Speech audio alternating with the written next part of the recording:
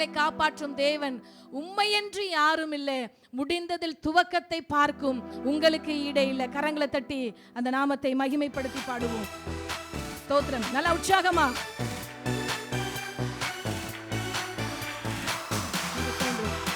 நன்றி ஆண்டவரே, கர்த்தர் நல்லவர். சொன்ன சொல்லை காப்பாற்றும் தெய்வம், உம்மையன்றி யாரும் இல்லை. முடிந்ததில் துவக்கத்தை பார்க்கும் உங்களுக்கு ஈடே இல்லை. சொன்ன சொல்லை காப்பாற்றும் தெய்வம், உம்மையன்றி யாரும் இல்லை. முடிந்ததில் துவக்கத்தை பார்க்கும்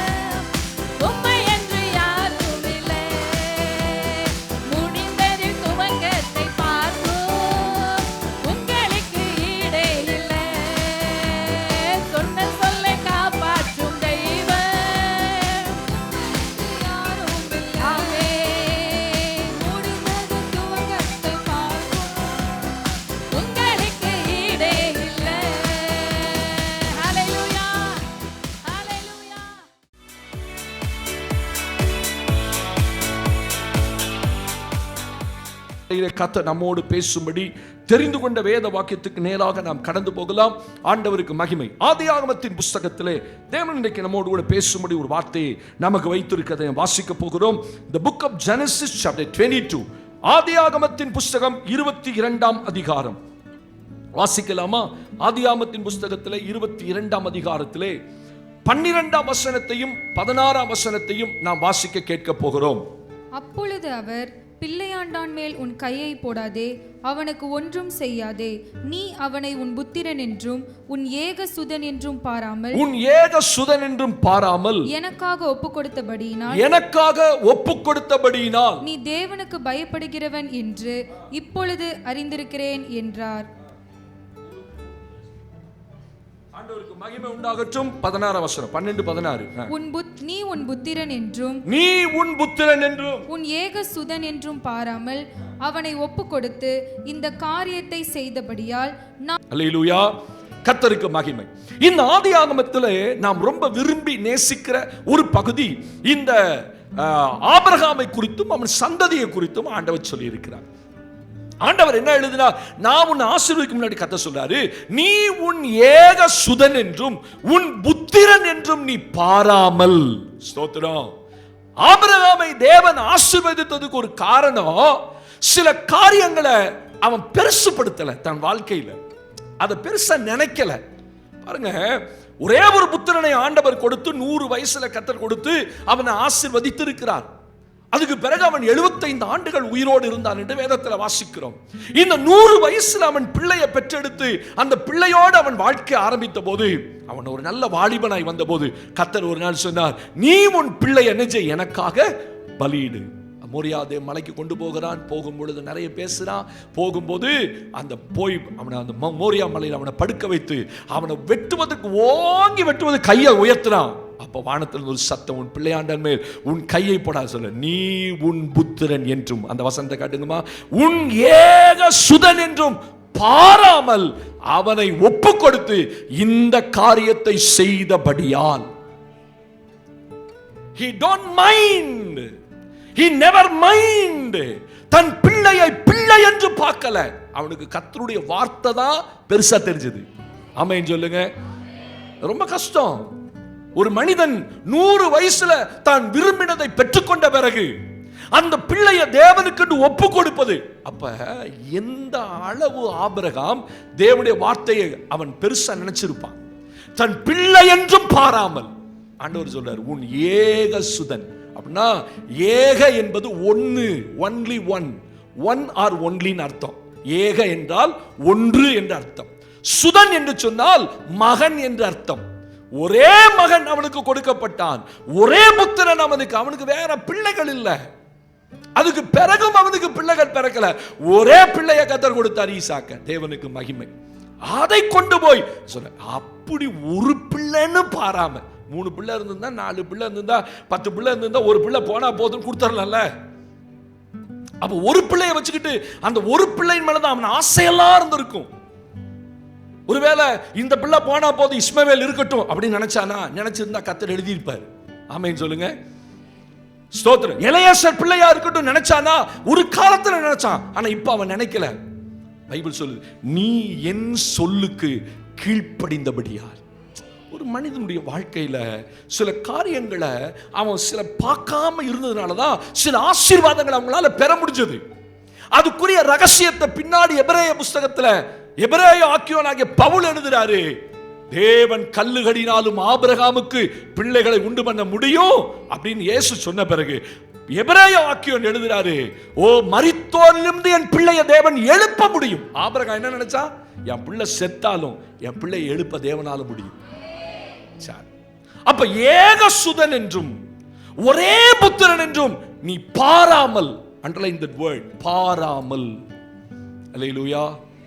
சில காரியங்கள் ஆவிக்குரிய வாழ்க்கையில பார்க்க கூடாது. பார்த்தா ஆசீர்வாதங்களை பெற முடியாது. அல்லேலூயா. அப்படின்னா சில காரியங்களை நீங்க முக்கியப்படுத்தினா, சில காரியங்களை ஆண்டவர் முக்கியப்படுத்தாது என்றார். அந்த முக்கியப்படுத்தாத போதுதான் அவர் வைத்திருக்கிற ஆசீர்வாதம் எனக்கு வரும். பாருங்க, பிள்ளைய ஒப்பு கொடுத்தான், வானத்து நட்சத்திரங்களை போல உன் பிள்ளையை பெருக பண்ணுவேன். ஒரு பிள்ளைக்கு பதிலாக எத்தனை பிள்ளை வந்தாங்க ஆபிரகாமுக்கு?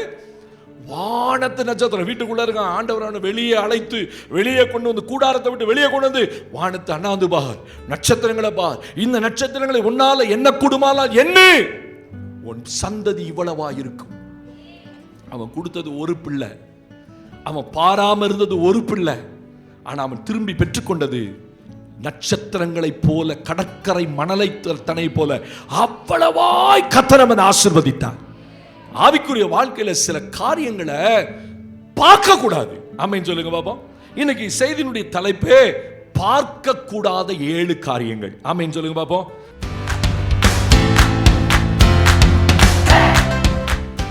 வாசிக்கலாம என்னோடு கூட.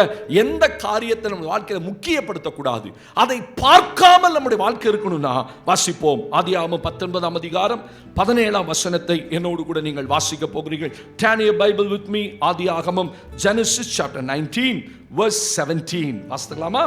அவர்களை வெளியே கொண்டு போய் விட்ட பின்பு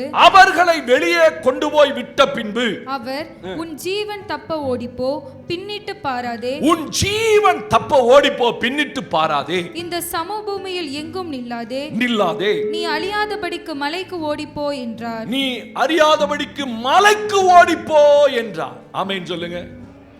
லோத்துவை குறித்து சோதம் கொமோரா பட்டணங்களை அழிக்கும் போது ஆண்டவர் லோத்துவுடைய குடும்பத்தின் மேல வைத்த பிரியத்தின் நிமித்தம், ஸ்தோத்திரம், ஆண்டவர் ஆபிரகாம் சொல்றாரு, நான் ஆபிரகாம் ஆசீர்வதிக்க போறேன், அவனை நான் சிநேகிதன்னு சொல்றேன், அவனை முகமுகமா என்னை பார்க்கிறான், அவன்கிட்ட போய் நான் உண்மையை மறப்பேனா அப்படின்னு ஆபிரகாம் சில ரகசியங்களை சொல்றாரு. என்ன ரகசியம்? நான் சோதம் கொமோராவை அழிக்க போறேன். அப்பதான் சோதம் கொமோரா அழிக்க போறேன்னு சொன்னதான் ஆபிரகாம் கேட்கிறாரு, ஆண்டவரே 50 நீதிமான் தான் அழிப்பீரோ, 40 இருந்து அழிப்பீரோ, 30 இருந்து அழிப்பீரோ, 20 இருந்து அழிப்பீரோ, 10 இருந்து அழிப்பீரோ? 10 வரைக்கும் வந்துட்டான். அதுக்கு பிறகு கர்த்தர் அவன் பேசல. ஆனா சோதம் கொமோரா அழிச்ச. ஏன்? அங்க இருந்து ஒரு நீதிமான் தான். 10 நீதிமான் வரைக்கும் கர்த்தர் இறங்கி வந்தார். 10 நீதிமான் தான் அழிப்பீரோ? அழிக்க மாட்டேன்பா அவங்கள. அதுக்கு பிறகு ஆபிரகாம் கேட்கல, ஒரு நீதிமான் இருந்து அழிப்பீரோ ஆண்டவரே கேட்டிருந்தா ஆண்டவர் வாக்கு கொடுத்திருப்பார் அவனை அழிக்க மாட்டேன்னு. ஆண்டவருக்கு அது பிரியமில்லை, அதனாலதான் அதோட அவனை நிறுத்திட்டாரு.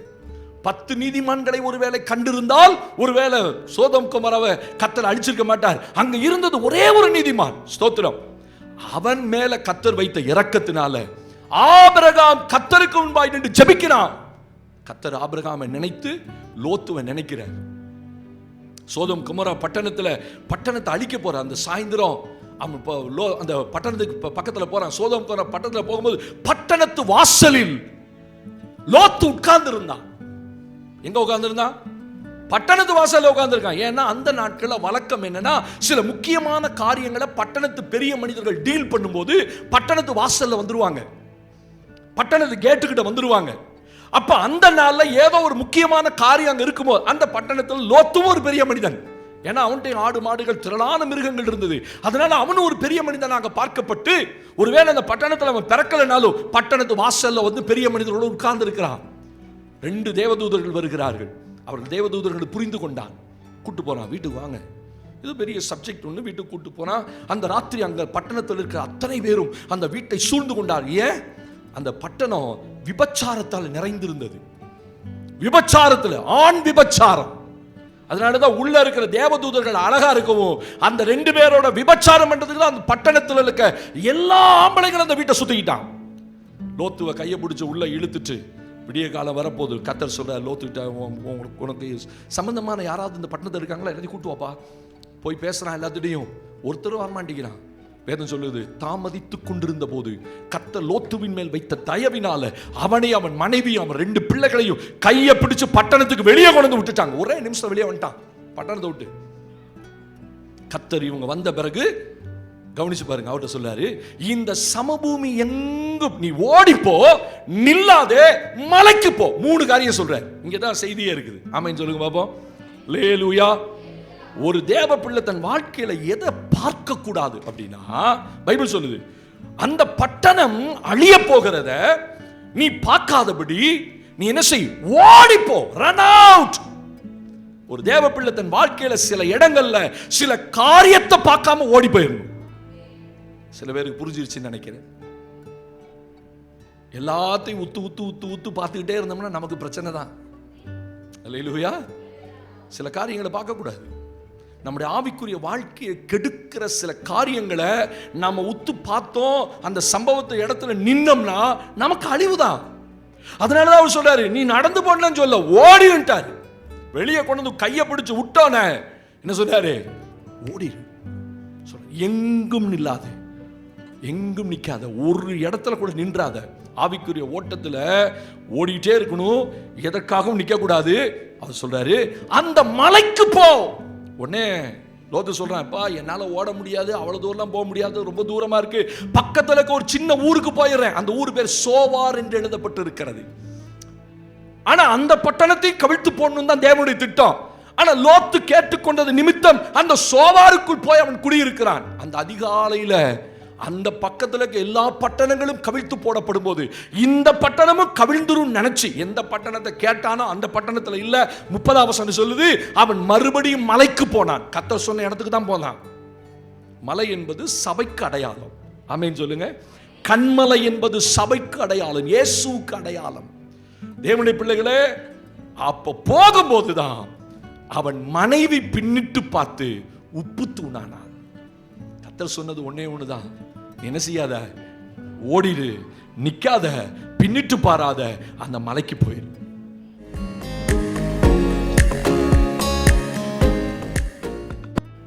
ஆவிக்குரிய வாழ்க்கையில என்றைக்கு நம்முடைய வாழ்க்கையில சில காரியங்களை பின்னிட்டு பார்க்கிறோமா, பின்னிட்டு பாராதங்கிற வச்ச காலம் முன்னாடி வச்சாச்சுன்னா பின்னாடி என்ன செய்யக்கூடாது, செய்யவே கூடாது. திரும்பி பார்த்துடக்கூடாது. வாழ்க்கையை திரும்பி பார்க்கலாம்.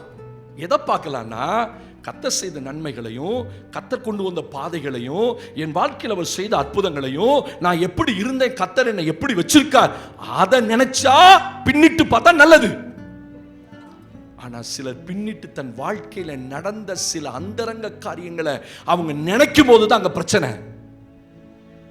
என் வாலிபத்தில் எப்படி தெரியுமா இருந்தேன், என்ன சந்தோஷமா இருந்தேன், எப்படியெல்லாம் ஊரை சுத்தினேன், எப்படியெல்லாம் ரவுண்ட் ரவுண்டா புகை விட்டேன்.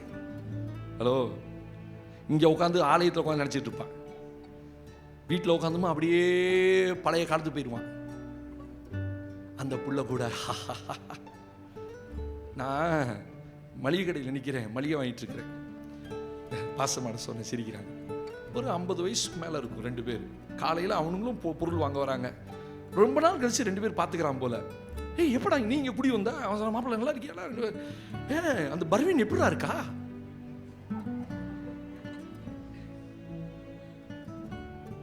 எப்படி?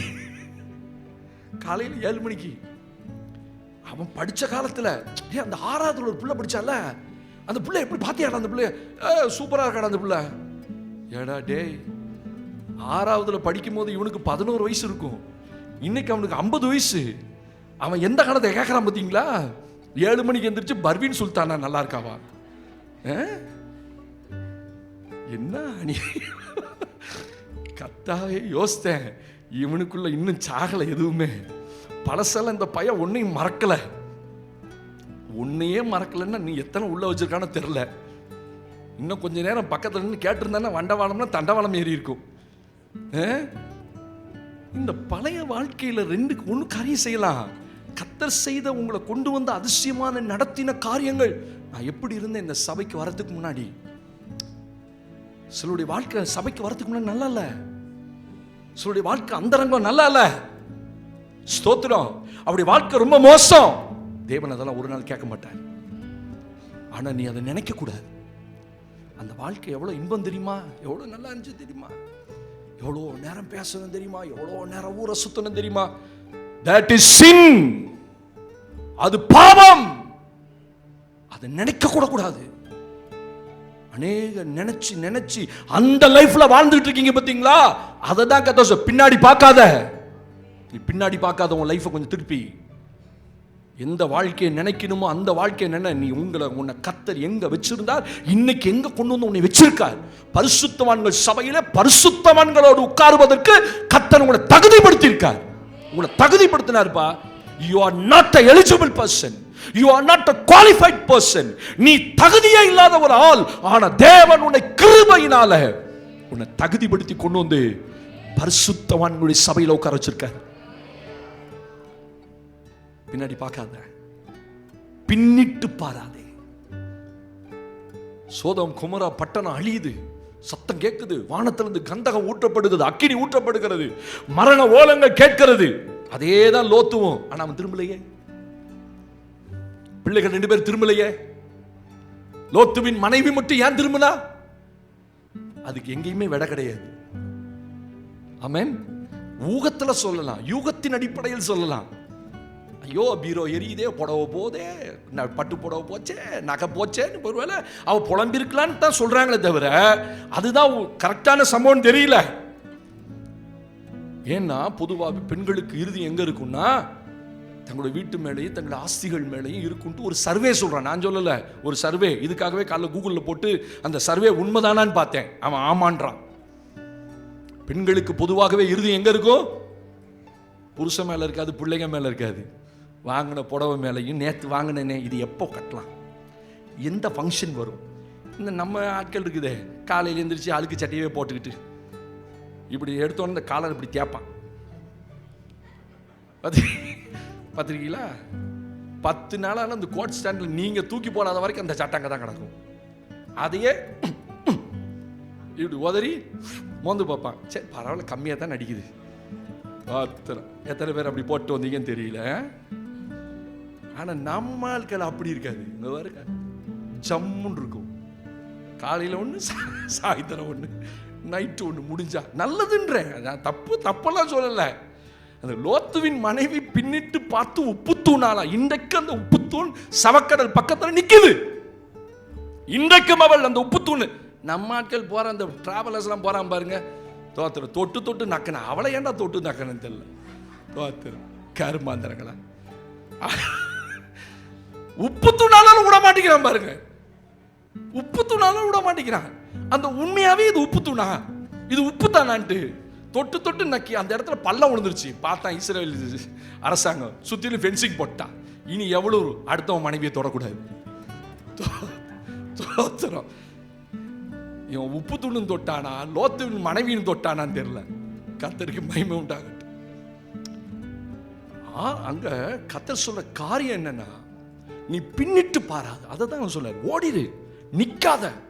ஆவிக்குரிய வாழ்க்கையில இவன் செய்யறான், அவன் செய்யறான், அவன் செய்யலையா, இவன் செய்யலையா, நான் செய்யறது மட்டும் தப்பா, ஓ நானும் செஞ்சா என்ன, போயிடாத. சம்பந்தம் கலந்துடாத, பின்னிட்டு பார்த்துடாத, சுவைத்து விடாதே. எதை சுவைக்கிறதுனா, இந்த மாடு சாப்பிட்ட பிறகு உட்காந்து என்ன செய்யும், அப்படி ஆசை போடு. அதான் சுவைக்கிறது. பழைய நினைவுகளோட உட்காந்து பிசாசு உள்ள வரத்துக்கு ஒரு மெயின் பாயிண்டே அதுதான். உங்க வாழ்க்கையில் ஆணா இருந்தாலும் சரி, பெண்ணா இருந்தாலும் சரி, ஆணா இருந்த தாயா இருந்தாலும் சரி, தகப்பன்மாரா இருந்தாலும் சரி, உங்களுக்கு தான் கர்த்தருடைய வார்த்தை.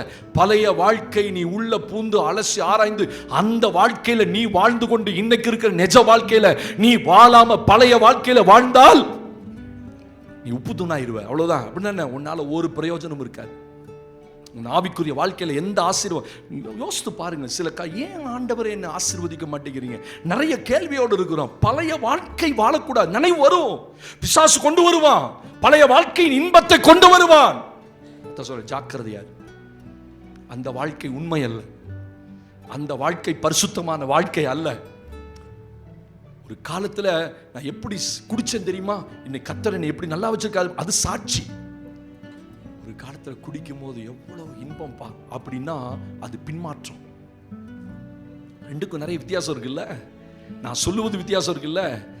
எவ்வளவு இன்பம்பா, அடி மணி கணக்க தண்ணி அடிச்சு அடி பழுத்து கிடப்பேன் பாரா, அது ஒரு வாழ்க்கடா அப்படின்னு அது பாவம். எப்படி பன்றிய போல சேற்றுல உழந்து எண்ணெயை மறந்து நாற்றம் எடுத்து கடந்த என்ன இயேசு தூக்கி வந்து அவருடைய கண்மலையின் சபையில் என்ன வச்சாரு. அவருக்கு நான் நன்றி சொல்றேன்ப்பா அப்படின்னா அது சாட்சி, அது சாட்சிப்பா. அதான் டெஸ்டிமனி, அதான் டெஸ்டிமனி. தேவனுடைய பிள்ளையில வாழ்க்கையில சில காரியங்களை திரும்பி பார்த்துடக்கூடாது. ஆமென். ஆனா மற்ற 3 பேரும் தப்பித்துக் கொண்டார்கள். மற்ற 3 பேரும் போயிட்டான். அவன் போய் பாருங்க, மனைவி இல்லைன்னா ஒரு குடும்பம் என்ன ஆகுது பாருங்க. பிள்ளைகள் தகப்பனோட இருந்து பிள்ளையை பெற்றெடுத்தார்கள். மோவாபியர் அதனால தான் வந்தான், அம்மோனியர்கள் அதனால தான் வந்தான். ஸ்தோத்திரம். இவன் மட்டும் திரும்பி பார்க்காம இருந்திருந்தா அந்த குடும்பத்தை அவளால கட்டப்பட்டிருக்கும். அதான் நான் படிக்கும்போது யோசித்தேன், ஒரு தாய் இல்லைன்னு அந்த பிள்ளைகளுடைய நிலைமை என்ன, தகப்பனுடைய நிலைமை என்ன. ஸ்தோத்திரம். அங்க ஒரு தவறான சந்ததி உண்டாகிறது. அப்ப ஆவிக்குரிய வாழ்க்கையில ஒரு காரியத்தை தேவனுடைய பிள்ளைங்க பின்னிட்டு பார்க்க கூடாது, பழைய வாழ்க்கையை திரும்பி பார்த்துடக்கூடாது. ஆமென். ஆவிக்குரிய வாழ்க்கைக்கு காலை வச்ச பிறகு நான் ஏன் இங்கிருந்து என்ன பிரயோஜனம், அங்கிருந்ததே நல்லா இருந்துச்சே அப்படின்னு சொல்லிடாத. அது பின்மாற்றம். ஆவிக்குரிய வாழ்க்கையில அதான் சொன்னேன், வந்தோனே போதும் என்கிற மனதுடனே கூடிய தேவ பக்தி. போதும்பா இந்த லைஃப், எனக்கு கிடைச்ச கணவனை போல நல்ல கணவன் உலகத்திலே இல்லை அப்படின்னு சொல்லு. நீங்க சொல்றது என் மைண்ட்ல கேட்குது, நான் சொல்லிடுவேன், அந்த ஆள் சொல்லுவானான்னு கேளுங்க பாஸ்டர்ன்றீங்க, அப்படித்தானே? ஹலோ, உங்க மைண்ட் என்ன கேட்குது, வாய்ஸ் கேட்குது. சோத்திரம். நீங்க ஒரு பக்கமே பிரசங்கம் பண்றீங்க பாஸ்டர், நான் சொல்லிடுவேன் எனக்கு கொடுக்கப்பட்ட கணவனை போல வேறொரு கணவனே வேண்டாம் ஆண்டவரே அப்படின்னு நான் சொல்லுவேன். ஆனா அவர் சொல்லுவாரா? அவர் சொல்லுவாரா? ஸ்தோத்திரம். சொல்லணும். அல்லேலூயா. கணவன் சொல்லணும், என் மனைவிக்காக ஸ்தோத்திரம், என் பிள்ளைகளுக்காக ஸ்தோத்திரம், கர்த்தர் கொடுத்த வாழ்க்கைக்காக ஸ்தோத்திரம், இந்த பாடுள்ள வாழ்க்கைக்காக ஸ்தோத்திரம். அல்லேலூயா. ஆமா, கிறிஸ்தவ வாழ்க்கை எப்பொழுதுமே அப்படியே கடன் போயிருப்பாரு. நம்ம மைண்ட் எல்லாம் அதில் தான் இருக்குது. கடன் போகணும், பிரச்சனை போகணும், அதுக்காக நம்ம ஜெபம் பண்றது இல்லை. மற்ற காரியங்கள் எதையுமே நம்ம கான்சென்ட்ரேட் பண்ணல. கர்த்தர் நம்மளை நம்பி கொண்டு வந்து உள்ள வச்சு நிறைய பொறுப்புகளை கொடுத்தார். நீ எல்லாத்துக்காக ஜெபம் பண்ணு, தேசத்துக்காக ஜெபம் பண்ணு, பட்டணத்துக்காக அதெல்லாம் இன்னைக்கு மறந்தாச்சு. ஏன்னா என் வாழ்க்கையினுடைய பிரச்சனைகள், என்னுடைய பிள்ளைகள் யார் எப்படியோ போட்டு கர்த்தர் உங்களோட பேசுறேன். நீ பின்னாடி உள்ள ஒரு வாழ்க்கையை திரும்பி பார்த்துறாத. ஆமென். இங்க வந்தாச்சு, கர்த்தரை பற்றி கொண்டாச்சு, கடைசி வரைக்கும் வாழ்வோ தாழ்வோ உயர்வோ நாசமோ மோசமோ எல்லாத்துலையும் அவரோடு கூட இருந்து அவருக்காக வாழ்ந்துட்டு போயிடணும். ஆமென் சொல்லுங்க. ரெண்டாவது, ஒரு காரியத்தை பின்னிட்டு பார்க்க கூடாதுன்னு கர்த்தர் சொல்ற காரியங்கள் என்ன நம்முடைய வாழ்க்கையில? ஹல்லேலூயா. வாசிக்கலாமா? எரேமியாவின் தீர்க்கதரிசன புத்தகம் 50ஆம் அதிகாரம். எரேமியாவின் தீர்க்கதரிசனம், the book of Jeremiah chapter 50, 50ஆம் அதிகாரம் 14ஆம் வசனத்தை நாம் வாசிக்க கேட்க போகிறோம். எரேமியாவின் புத்தகம் 50ஆம் அதிகாரம் 14ஆம் வசனத்தை நாம் வாசிக்கலாம். நீங்கள் எல்லாரும் பாபிலோனுக்கு விரோதமாய் சுற்றிலும் அணிவகுத்து நின்று வில்லை நானேற்றி அதின்மேல் அம்புகளை எய்யுங்கள். அம்பு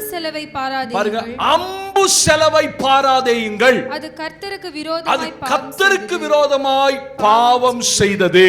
ஒரு ஆமென் சொல்லுங்க பாப்பா. எரேமியா தீர்க்கதரிசி எழுதும் போது பாபிலோனுக்கு விரோதமாய் வில்லை நாணேற்றுங்கள், அதன் மேல் அம்புகளை எய்யுங்கள், அம்பு செலவை பாராதேயுங்கள்.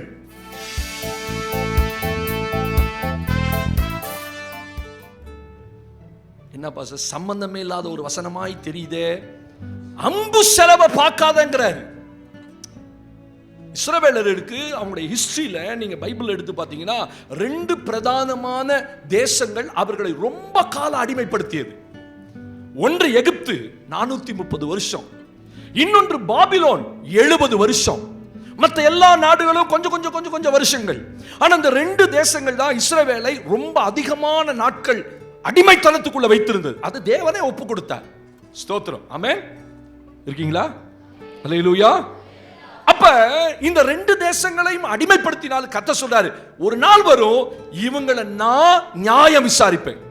உங்களை அடிமைப்படுத்தினவனை அவ்வளவு சீக்கிரம் கர்த்தர் விட மாட்டார். நீங்க செஞ்ச குறைவு குற்றத்தின் நிமித்தமாவே நீங்க அடிமைப்பட்டு போங்க, பரவாயில்ல.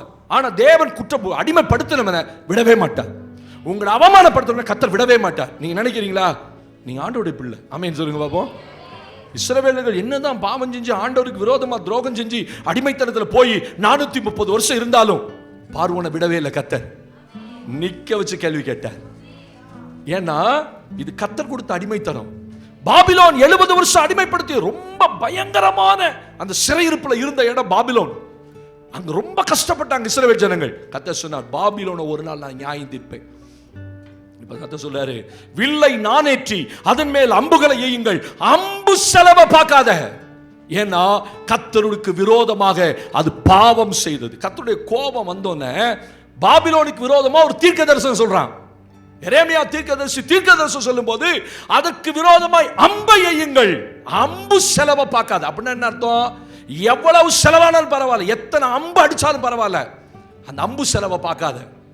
ஒரு காரியத்துல கர்த்தருடைய பிள்ளைகளுக்கு ஜெயம் வேணும்னா சில நேரத்தில் சில கடுமையான யுத்தங்கள் வரும். ஆமென். சில மணி நேரங்கள் நீங்க தேவனோடு கூட செலவிடும்படியான காலங்கள் வரும். எல்லா நாட்களை போலவும் எந்திரிச்சோம், போனோம், வந்தோம், அப்படியே நார்மலான ஒரு ஆவிக்குரிய வாழ்க்கை. இப்போ என்ன பண்றீங்க? வாரத்தில் ஒரு நாள் சர்ச்சு இல்லை, ஏன்னா முடிஞ்சா 5 நிமிஷம் ஜெபம், 10 நிமிஷம் ஜெபம். ஆனால் சலிச்சுக்கிறோம். என்ன ஒன்றும் நடக்க மாட்டேங்குது, நானும் கிறிஸ்தவனாக தான் இருக்கேன், நானும் சர்ச்சுக்கு போகிறேன், நானும் காணிக்க கூட, ஒன்றும் நடக்க மாட்டேங்குது. எத்தனை யுத்தம் பண்ணீங்க? அம்பு செலவை பாராதீங்கள். அப்படின்னா நீங்க தேவனோடு கூட சில மணி நேரங்கள், சில யுத்தங்கள்ல நீங்க இருக்கணும். யுத்தம் பண்ணலன்னா ஜெயிக்க முடியாது. அம்பு அடிச்சுக்கிட்டே இருக்க சொல்றாரு, அம்பை விட்டுக்கிட்டே இருன்றார். அம்பு தீர்றத பத்தி கவலைப்படாத, அம்புக்கு எவ்வளவு செலவாகுதுன்ற கவலைப்படாத, அதை அடிச்சு தீக்கிற வரைக்கும் நீ விடாத. ஆவிக்குரிய வாழ்க்கையில எல்லாமே உடனே கிடைச்சுன்னு சொல்ல முடியாது. நீங்க ஆண்டவருடைய பிள்ளையா இருக்கனால எல்லாமே கத்த டக்கு டக்குன்னு கொடுத்துருவார் அப்படி சொல்ல முடியாது. யாரோ ஒருத்தருக்கு போனோன்னு சில நன்மைகள்லாம் நடந்தோன்னு ஸ்தோத்திரம், அவங்களுக்கெல்லாம் நடந்துச்சு, எங்களுக்கெல்லாம் நடக்கல. ஆண்டவர் சொல்றாரு, சில நேரத்தில், சில மணி நேரங்கள், சில நாட்கள், சில சில சில ஊழியங்கள்ல, சில உபவாச நாட்கள் ஆண்டவரோடு செலவு பண்ண வேண்டிய நேரம் வரும். அதெல்லாம் நான் பண்ண மாட்டேன் பாஸ்டர், அப்படிலாம் நேரம் செலவு பண்ண முடியாது, ஜெபிக்க முடியாது, கொடுத்தா கொடுக்காட்டின போட்டு நான் சம்பாரிச்சு நான் வாங்கிக்கிறேன். இன்னைக்கு ஆவிக்குரிய நிலைமை அப்படிதான் இருக்குது. உங்க நன்மைக்காகவோ உங்க குடும்பத்தினுடைய சூழ்நிலை மாற்றத்துக்காகவோ கொஞ்ச நேரம் கர்த்தரோட ஸ்பெண்ட் பண்ணணும். ஒரு நாள் உபவாசம் பண்ணணும். ஒரு வாரம் காலையில் டெய்லி ஒரு நேரம் உபவாசம் இருந்து என் குடும்பத்துக்காக நான் ஜெபிக்கணும். அந்த ஆவிக்குரிய குவாலிட்டி உள்ள காலங்கள்லாம் போயிட்டு இன்னைக்கு சபையில. ஒரு காலத்தில் எனக்கு தெரிஞ்சு நிறைய கர்த்தருடைய நான் 30 வருஷம் முன்னாடி வரும்போது எத்தனையோ பேர் நான் இருந்த சபையில காலையில் வந்து ஜெபம் பண்ணுவாங்க. இந்த வாரம் நான் ஃபாஸ்டிங் பாஸ்டர்னுவாங்க. எதுக்காக? என் பிள்ளைகளுக்காக, என் பிள்ளைங்க காரியங்களுக்காக. இன்னைக்கு யார் உபவாசம் பண்றா? யார் தேவனோட ஸ்பெண்ட் பண்றா டைம்? அம்பு செலவாகிறத பார்க்காத. உன் நேரத்தை செலவிடுவதையோ, நீங்க தேவனோடு ஸ்பெண்ட் பண்ற நேரத்தையோ, இன்னைக்கு நிறைய பேருக்கு அதுக்கு டைம் இல்லை. ஊழியம் செய்ய டைம் இல்லை. தேவனோட கொஞ்ச நேரம் வந்து செலவிட டைம் இல்லை. ஒரு உபவாச கூட்டம் சொல்லுங்க, மாசத்துல ஒரு உபவாச கூட்டம், அதுக்கெல்லாம் டைம் இல்லை பாஸ்டர். ஸ்தோத்திரம். இன்னைக்கு இந்த டைம் இருந்தா நான் அங்க போவேன், இந்த டைம் இருந்தா நான் காலையில் எழுந்திரிச்சு வேலைக்கு ஓடுவேன். நான் அப்படி என்ன கண்டுட்டீங்கன்னு சொல்லுங்க பாப்பா. அப்படி என்ன கண்டீங்க? தேவனோடு கூட நேரம் செலவிட முடியாதபடிக்கு நான் சொல்லியிருக்கேன், கட்டாய மாசத்துல ஒரு நாள் ஒரு உபவாசத்து கூட்டத்தில் வந்து உட்காருங்க. உங்க பிள்ளைகளுக்கு அது பாதுகாப்பு. எத்தனையோ குடும்பத்துக்கு சொல்லியிருக்கேன். அதெல்லாம் ஒரு நாள் விடும். அம்பு வந்து அவன் அடிப்பான், நீங்க அடிக்க மாட்டீங்க. அவன் விடுற அம்புல நிலை குலைந்து போய் உங்க வீடு ரெண்டா நிக்கும் பார்த்தீங்களா, அன்னைக்கு தான் நீங்க நினைப்பீங்க. பிசாசு எப்பொழுதுமே அவனை நீங்க அடிக்கிறதுக்குள்ள அவன் அடிக்க பார்ப்பான். நல்லா கவனிங்க. அவன் அம்பை விட்டுக்கிட்டே இருப்பான், நீங்க நில குலைஞ்சு போயிருவீங்க. திருப்பி நீங்க அம்பை விடணும்ட்டு ஒரு எண்ணமே இருக்காது. நீங்க அடிச்சாதான், நீங்க அம்பு அடிச்சாதான் அவன் கூட்டம் செதறும். உங்களுக்கு விரோதமாயி, உங்க குடும்பத்துக்கு விரோதமாயி, உங்க தனிப்பட்ட ஆவிக்குரிய ஜீவித்துக்கு விரோதமா, உங்க வீட்டுக்குள்ள பிரச்சனை, பாடு, கடன், போற 1000 இருந்தாலும் நீங்க நகரவே மாட்டீங்க. நீங்க உபவாசிக்கவே மாட்டீங்க. தேவனோட நேரம் ஸ்பெண்ட் பண்ண மாட்டீங்க. நீங்க அம்பு அடிச்சாதானே அவன் வாங்குவான். இங்கிருந்து அம்பு போகணுமா வேணாமா? போகணும்ல, போகணும்ல.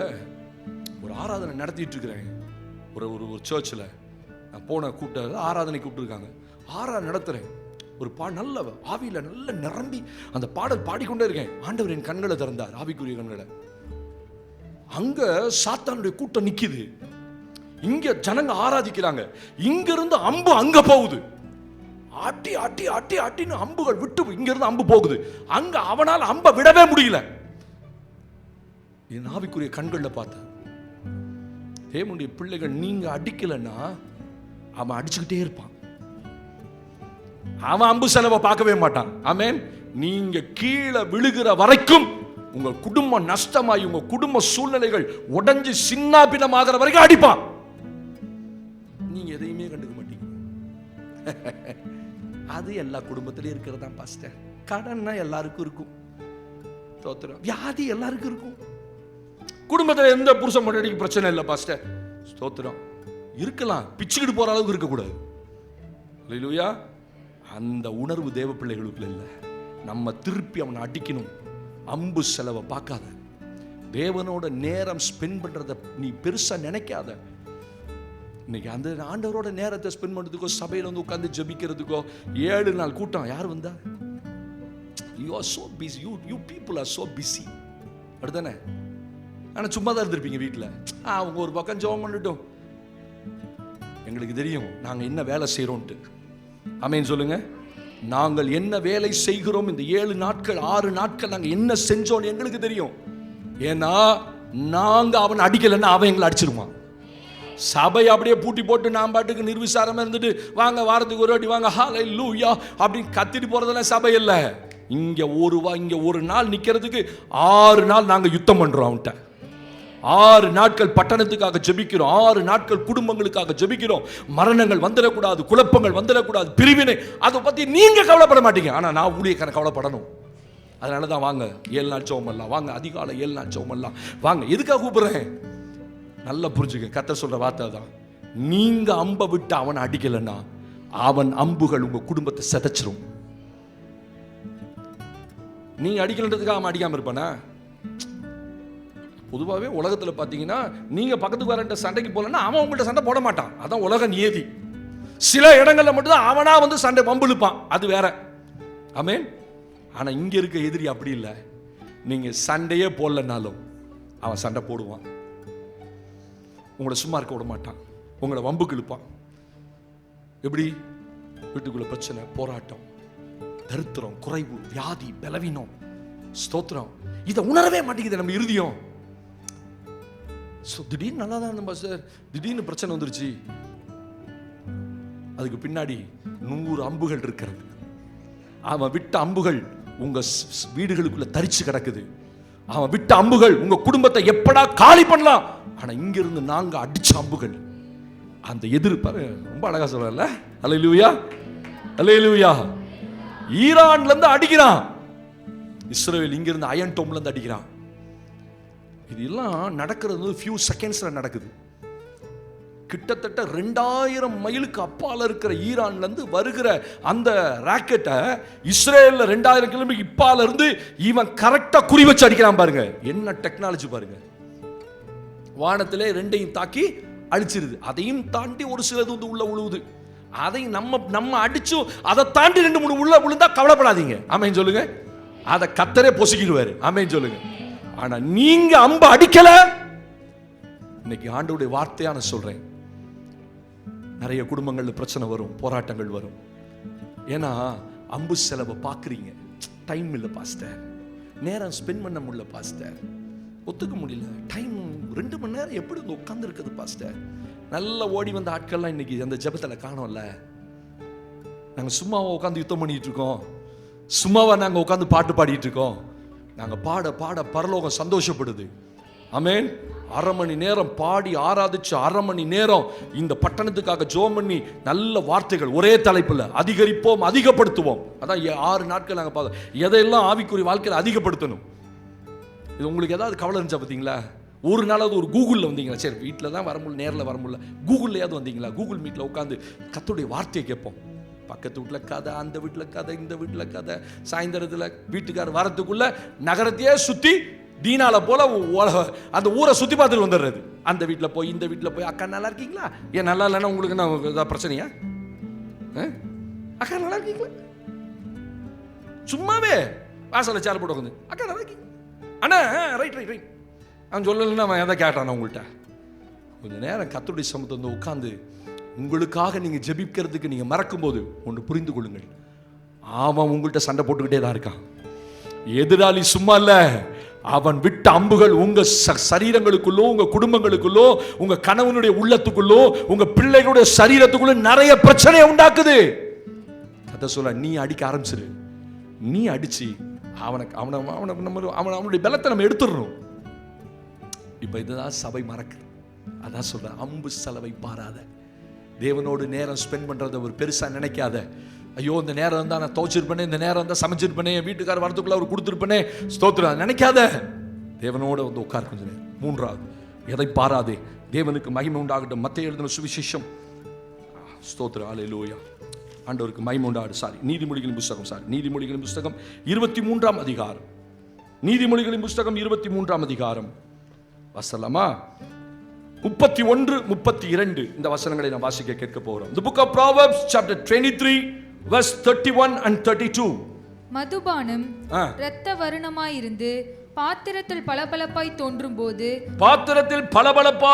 போது நீ அதை பாராதே, அது மெதுவாய் இறங்கும், முடிவிலே அது பாம்பை போல் கடிக்கும், விரியனை போல் தீண்டும். என்ன சொல்ற? முந்தின வசனம் போடுமா? ஆண்டவருக்கு மதுபானம் இரத்த வருணமாய் இருந்து பாத்திரத்தில் பளபளப்பாய் தோன்றும் போது நீ அதை பார்க்காத. நாங்க எங்க பாஸ்டர் பார்க்கிறோம்? நாங்களும் சாராயம் குடிக்கிறதே இல்லை, தண்ணி அடிக்கிறதே இல்லை, டாஸ்மார்க் பக்கமே போனதில்லை. இது அதை பத்தி சொல்லல. இதுல ஒரு ஆவிக்குரிய அர்த்தம் இருக்குது. ஆமென் சொல்லுங்க. மதுபானம் இரத்த வருணமாய் இருந்து பாத்திரத்தில் பளபளப்பாய் தோணும், நீ அதை பாராத.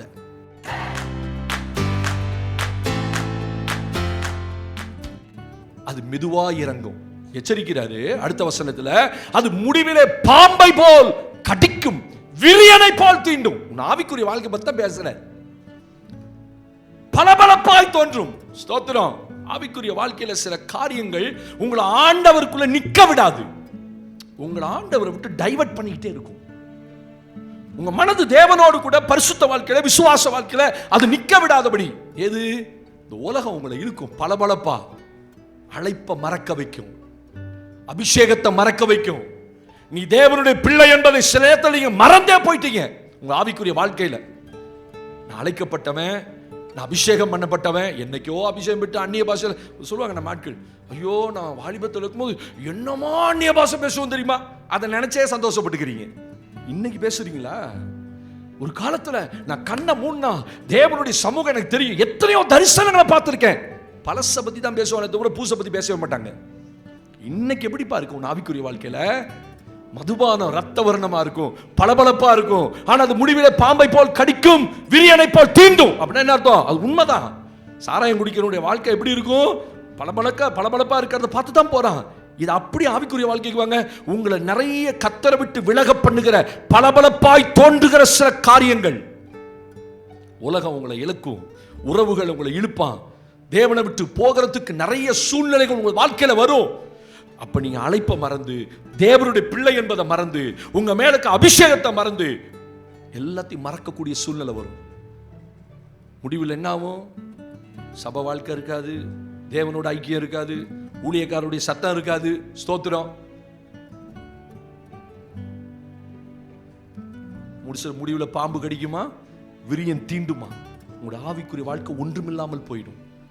பளபளப்பாய்னா உலகம் உங்களை இழுக்கக்கூடாது. உலகத்தின் சிநேகம் தேவனுக்கு விரோதமான பகை. இன்னைக்கு தேவனை விட்டு தூரம் போகிறதுக்கு விசுவாசிகளுக்கு நிறைய நேரம் கிடைக்குது, ஆனா தேவனோடு வருவதற்கு நேரம் இல்லை. பளபளப்பாய் தோன்றும். அப்படின்னா என்ன? உங்களை கவர்ச்சிக்கிற காரியம், உங்களை இழுக்கிற காரியம், உங்களை தேவனை விட்டு விலக பண்ணுகிற காரியம், அதை பார்க்காதங்கிறாரு. அதுக்கு டைம் ஸ்பெண்ட் பண்ணாதங்கிறாரு. உள்ள போகும்போது நல்லா தான் இருக்கும், சரக்கு நல்லா தான் இருக்கும், ஆனா முடிவில் இப்ப தெரியாது. இப்ப இல்ல, அது ஒரு 10 வருஷம் 15 வருஷம். சில ஆட்களுக்கு 40 வருஷம் குடிக்காரனுக்குலாம் நல்லா தான் இருக்குது, கல்லு மாதிரி தான் இருக்குது. அவன் எப்படி உயிரோட இருக்கான்னு தெரியல. 40 வருஷம்லாம் குடிச்ச மனுஷன் உயிரோட இருக்கான். அது இந்த அம்மா பண்ண ஜபத்துல தெரியுமா உங்களுக்கு? நான் சாட்சியா தான் சொல்றேன். ஆள் இருக்குது உள்ள. கூட பிறந்தவன் கூட குடிச்சவனா செத்துட்டான், ஆனா நம்மால் இன்னும் குடிச்சுக்கிட்டு தான் இருக்குது. வீட்டுக்காரர் இன்னும் குடிக்கிறான்னு உயிரோட இருக்கிறாரு. ஏன் தெரியுமா? அது இந்த அம்மா பண்ற ஜபம். எடுத்துடாதீங்கப்பா, கொஞ்சம் காலம் உயிரோட இருக்கட்டும், தேவனுக்கு மகிமை உண்டாகட்டும். பாத்திரத்தில் பார்க்கும்போது பளபளப்பா இருக்கு. எதெல்லாம் உங்களுக்கு பளபளப்பா தெரியுதோ அதெல்லாம் நீ பார்க்காதங்கிறாரு. அப்படின்னா பளபளப்பை பார்த்து தேவனை விட்டு தூரம் போய் தேவனுக்கு கொடுக்க வேண்டிய நேரத்தை கொடுக்காம நிறைய பேருடைய வாழ்க்கையில தேவனுக்கு உங்களுக்கு சம்பந்தமே இல்லாம இருக்கீங்க. உறவுகளுக்கு முக்கியம், நண்பர்களுக்கு முக்கியம். ஸ்தோத்திரம். நம்மளை வீடு தேடி பிசாசு அனுப்புவான். அப்பதான் நீங்க ஜெபம் பண்ணணும். இன்னைக்கு எப்படியாவது 7 மணிக்கு ஜெபம் பண்ணிடணும் அப்படின்னு முடிவில் அனுப்பிங்க. கரெக்டா 6:59க்கு கிளிங்கிங் அப்படின்னு சத்தம் கேட்கும் வெளியில, காலிங் பெல். போய் பார்த்தா நம்ம நேரத்தை கெடுக்கனே 2 பிசாசு வந்து நிற்பான் வாசல்ல. ஸ்தோத்திரம். வேதத்தை திறந்து வாசிக்கணும்னு நினைப்போம், முடியாது. அந்த நேரத்தில் தான் எதையாவது பிசாசு ஞாபகம். அதுதான் பளபளப்பு. அதை பளபளப்பை பார்த்து நீ அதை பார்த்து அதை நீ குடிக்கணும் போல தோணும். ஆனா முடிவில் அது உன்னை தீண்டும். எச்சரிச்சிட்ட. உன்னை கவர்ச்சிக்கிற காரியங்கள் எதுவா இருந்தாலும் தேவனை விட்டு பிரிக்கிறதுன்னு நீ புரிந்து கொள்ளலனா அது உங்களை தீண்டும். ஆமென். அதிகாலையிலேயே எந்திரிக்க முடியல, ராக்காலத்திலையும் ஜெபம் பண்ண முடியல, எந்த நேரத்திலையும் ஆண்டவருக்கு டைமே கொடுக்க முடியல. ஸ்தோத்திரம். செய்ய வேண்டிய கடமைகள் ஒரு பக்கம், பிள்ளைகளை அனுப்பணும், கணவனை அனுப்பணும், வேலைக்கு ஓடணும், இதெல்லாம் உன்னை இழுக்குது. எதுக்கு தெரியுமா? முடிவில் உன்னை தீண்டுவதற்காக, முடிவில் உன்னை கடிப்பதற்காக. சொல்றாரு, நீ தேவனுக்கு நேரம் கொடுக்காம, தேவனோட உறவாடாம, தேவனோடு கூட ஐக்கியம் இல்லாம எல்லாத்துக்கும் முக்கியத்துவம் கொடுத்து அது உன்னை கவர்ச்சிக்குது. உறவுகளின் அன்பு கவர்ச்சிக்குது. பிள்ளைகளுடைய பொறுப்பு ஒரு பக்கம், கணவனுடைய பொறுப்பு, குடும்ப பொறுப்பு எல்லாம் இருந்தும் நீங்க கர்த்தரோடு கூட நேரம் ஸ்பெண்ட் பண்ணலன்னா உங்க வாழ்க்கை முடிவில் அது தீண்டும், அது கடிக்கும். அப்படின்னா நிறைய நஷ்டங்களை உண்டு பண்ணும். ஆமென். அல்லேலூயா. கர்த்தருக்கு மகிமை. பளபளப்பாய் தோன்றுகிறத பார்க்காத. உலகம் கவர்ச்சிக்கும். அந்த நேரத்தில் தான் முக்கியமான ஒரு சில தொடர்களை போடுவான். அந்த நம்ம பாருங்க, நம்ம ஜெபத்துக்கு போகணும்னு நினைப்போம், ஆனால் நம்ம இறுதியெல்லாம் அங்கே தான் இருக்கும். ஆரம்ப நாட்களில் நான் கிறிஸ்தவனாக இருந்த நாட்களை நினைக்கிறேன், அன்றைக்கெல்லாம் அப்படிதான் முக்கியமான தொடர் போடுவான். ஆனால் ஜெபம்ன்ற ஒரு எண்ணம் இருக்கும். நான் ஜெபத்துக்கு போனாலும் என் எண்ணமெல்லாம் அங்கே தான் இருக்கும். அங்கே என்ன செஞ்சிருப்பான்? அங்கே விரட்டி விட்டுருப்பானா வீட்டை விட்டு அந்த பொம்பளைய? சோத்திரம். குத்திருப்பானோ? நேற்று துரத்திக்கிட்டே போனானே, அப்படி நிறுத்திட்டானே, ஐயோ குத்துறானா இல்லையா? நம்ம ஆட்கள் அந்த தொடர்ல குத்துறானா இல்லையா? அடுத்த நாள் அப்படியே ரெடியா இருப்போம். 7:30 மணி முந்தின காரியத்தெல்லாம் 2 நிமிஷம் போடுவான். உங்களுக்கு வெறுப்பா இருக்கும், ஏன்டா இவன் பழைய காரியத்தெல்லாம் போடுறானே, குத்துறானா இல்லையா? அப்படி அடுத்த அந்த காய்ச்சல் அப்படி பார்ப்பீங்க, அவன் தப்பிச்சு ஓடிடுவான். இதான் என் கதை. இது கூட தெரியாம 30 வருஷமா மெகா தொடர் பார்க்குறீங்க. அதோட குத்துனா கதை முடிஞ்சு போச்சு. அவன் குத்தவே கூட மாட்டான், நீங்க பயப்படாதீங்க. ஆனா பின்னாடி உங்க முதுகுல ஒருத்தன் குத்திக்கிட்டே இருக்கான், பிசாசு உங்களை பஞ்சராக்கிக்கிட்டே இருக்கிறான். நீங்க இந்த மெகா தொடர் அடுத்த மெகா தொடர், அடுத்த மெகா தொடர், அடுத்த படம். அது ஞாபகப்படுத்தும், 10 மணிக்கு ஒரு படம் இருக்கு. இன்னைக்கு ஆவிக்குரிய வாழ்க்கை இப்படி தான் ஓடிட்டு இருக்குது, பளபளப்பா இருக்கிறது. ஆண்டவர் சொல்லிட்டாரு, பாம்பை போல கடிக்கும். ஆவிக்குரிய வாழ்க்கையை செப்பரேஷன் பண்ணிடும் பிசாசு. எதையெல்லாம் பளபளப்பா இருக்கோ அதெல்லாம் நீ பார்க்காத, அதை நீ தொடாத. அதை நீ பார்த்த அது உன்னை சீண்டிடும். 4வது, தேவனுக்கு மகிமை. உன்னத பாட்டின் புஸ்தகம், உன்னத பாட்டின் புஸ்தகம் 1ஆம் அதிகாரம் 6ஆம் வசனத்தை நாம் வாசிக்க போகிறோம். நான் கருப்பாயிருக்கிறேன் என்று பாராதேயுங்கள். வெயில் என்மேற் பட்டது, என் தாயின் பிள்ளைகள் என்மேற் கோபமாயிருந்து என்னை திராட்சை தோட்டங்களுக்கு காவற்காரியாக வைத்தார்கள். என் சொந்த திராட்சை தோட்டத்தையோ நான் காக்கவில்லை. சூலமித்து எழுதுறா, நான் கருப்பாயிருக்கிறேன் என்று பாராதேயுங்கள்.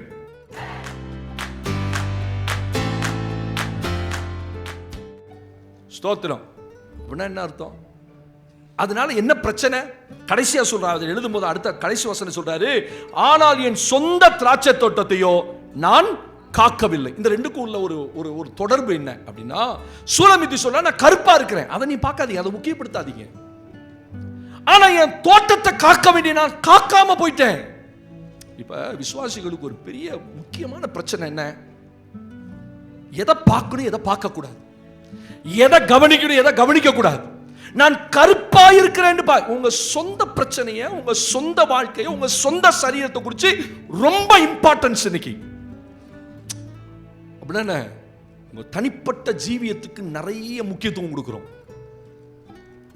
அதுக்கு ஒரு உதாரணமா சொல்லியிருக்காரு, நான் கருப்பா இருக்கிறேன் என்று என்னை பாராதீங்கள். ஆவிக்குரிய வாழ்க்கையில ஒரு காரியம் ரொம்ப முக்கியம். நான் என் தனிப்பட்ட ஜீவியத்தில் என்கிட்ட என்ன இருக்குன்றது முக்கியம் இல்ல, என்ன இருக்கணும்ன்றது தான் முக்கியம். எத்தனை பேர் புரிஞ்சுது? அது நிறைய காரியம் இல்ல, அதை குறித்து கவலைப்படல. நிறைய காரியம் நம்ம கிட்ட வர வேண்டி இருக்கு, அதை குறித்து கவலைப்பட்டு கொண்டு இருக்கிறோம். சொல்றாரு, அநேக தங்களுடைய சொந்த சரி. இன்னைக்கு பாருங்க, உலகத்துல எதுக்கு அதிகமா செலவிடுறாங்க ஜனங்க அப்படின்னு கூகுள்ல போட்டு பாருங்களேன்.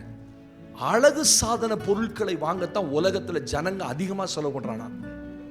ஆமென் சொல்லுங்க. அல்லேலூயா. போன வாரத்தில் என்னை ஒருத்தர் பார்த்துட்டு, பாஸ்டர் முடி கரெக்டாக வச்சுருக்கீங்களே, டெய்லி வெட்டுவீங்களோ? ஏப்பா அநியாயமா இல்லைப்பா நீங்கள் கேட்கறது. நான் வந்து டெய்லி முடி வெட்டுறேன்னா, அட கடவுளே. இன்னொரு வெளியில யாரோ இருக்கிற ஒரு அம்மா நம்ம விசுவாசி அம்மாட்ட சொன்னாங்களாம், உங்க பாஸ்டர்மா டெய்லி வாரம் பியூட்டி பார்லர்ல உட்காந்துருக்காங்க. ஏ அப்பா, எங்களுக்கு தான் வேலையா? என்னைக்கு ரோஷல் பிறந்தாலோ 2வது பிள்ளை மரிச்சு போயிடுவான் டாக்டர் சொன்னார். அவளுக்கு இருந்ததே கிலோ 200-300 தான் இருந்தா. துணுண்டு வவா பூச்சி மாதிரி தான் இருந்துச்சு. தோத்திரம். ஆனால் கையெல்லாம் விரல்லாம் பெருசு பெருசாக இருக்கும். என் தம்பி வந்து பார்த்துட்டு பிறந்தோன்னு 2ஆம் நாள், இவன் கண்டிப்பாக கீபோர்டு வாசிப்பா அப்படின்னா. அன்னைக்கு அவன் கையை பார்த்தோன்னு சொன்னான், விரல்லாம் நீளமாக இருக்குது, கட்டாயம் கீபோர்டு வாசிப்பான்னா. இன்னைக்கு கீபோர்டு வாசிக்கிறான். அப்போ டாக்டர் என் கையில் கொடுக்கும்போது, பாச ரொம்ப டெலிகேட்டாக இருக்குது பிள்ளை, சொல்ல முடியாது, அதனால் பயப்படாதீங்க பார்க்கலாம் அப்படின்னு. அப்போ பாஸ்டர்மா பொருத்தனை பண்ணுறாங்க, ஆண்டவரே என் வாழ்க்கையில் ஒரு நாள் நான் என்னை அழகுபடுத்த மாட்டேன். இப்போ அழகாக இருக்கிறது இயற்கையான அழகு, அதுக்கு ஒன்றும் செய்ய முடியாது. இல்லையா? அதுக்கு என்ன செய்ய முடியும்? சிகப்பாக இருந்தால் என்ன செய்ய முடியும்? அதுக்காக நான் பியூட்டி பார்லர்லாம் போய் உட்காந்து என்னை நான் அழகுபடுத்த மாட்டேன். கல்யாணத்துக்கு போனோம், அதுக்கு பிறகு போனோம். அன்றைக்கு கிட்டத்தட்ட 19 வருஷங்கள் ஆச்சு அவங்க பியூட்டி பார்லர் போய். எங்களை குறித்து நிறைய தவறாக சொல்லுவாங்க. நீங்கள் நல்லா கேட்டுட்டீங்க, எங்கள்கிட்ட வந்து நேராக கேட்டுட்டீங்க, இப்படி சொல்கிறாங்களே உண்மையான்னு கேட்டீங்க. என்னை பார்த்து ஒரு கேட்டார், டெய்லி பாபர் ஷாப்பில் முடி வெட்டுவீங்களோ? பரவாயில்லையே, நான் சொந்த கடை வச்சுருக்கேன், டெய்லி காலையில் 6 மணிக்கெல்லாம் நீங்கள் முழிக்கிறதுக்குள்ளே போய் வெட்டிட்டு வந்துடுவேன். இல்லை எப்போ பார்த்தாலும் அப்படியே முடிய வச்சுருக்கீங்களே. எப்பா, என்கிட்ட கவனிக்க வேண்டியது நிறைய இருக்குது, இதெல்லாமா போய் கவனிப்பீங்க? நான் கருப்பா இருக்கிறேன் என்று பாராதேயுங்கள். என் சொந்த காரியத்தை குறித்து ரொம்ப பார்க்காத. இதை அழகுபடுத்தி அதை நீ அழகுபடுத்த வேண்டிய ஒன்று இருக்கு. அதை தான் அவர் சொல்றாரு, என் சொந்த தோட்டத்தையோ. என் ஆவிக்குரிய வாழ்க்கை கவனிக்காம போயிட்டேன். நல்லா ஆராதிக்கிறேன்னா என்னால் நல்ல விடுதலையை பாட முடியுதா? நல்ல சத்தியம் கேட்கிறேன்னா இங்க உட்காந்துக்க என் புத்தி சுத்துதா இல்ல சத்தியம் கேட்குதா? கவனிக்கணும். உங்க ஆவிக்குரிய வாழ்க்கையை நீங்க கவனிக்கணும். எதை பார்க்காத, நான் கருப்பா இருக்கிறேன்னு பாராத. நான் இப்படி ஆயிட்டனே, என் நிலைமை இப்படி ஆயிடுச்சே, நான் அழகா இல்லையே, அவங்கள போல இல்லையே, அவங்கள போல கார்ல, அதெல்லாம் பார்க்காத. என் சொந்த தோட்டத்தை, என் சொந்த ஆவிக்குரிய வாழ்க்கையை இன்னைக்கு நிறைய பேர் சரீரத்துக்கு செலுத்துகிற அந்த கவனம். இப்போ எல்லாத்துக்கும் கூறு போட்டு விற்கிற மாதிரி வந்துருச்சுல்ல. நீங்கள் பியூட்டி பார்லர் போனீங்கன்னா இப்படியே கையை காமிச்சு உட்காந்தீங்கன்னா அவன் பாட்டு நகை வெட்டி விடுவான். ஏன் உங்களால் நகை வெட்ட முடியாதா?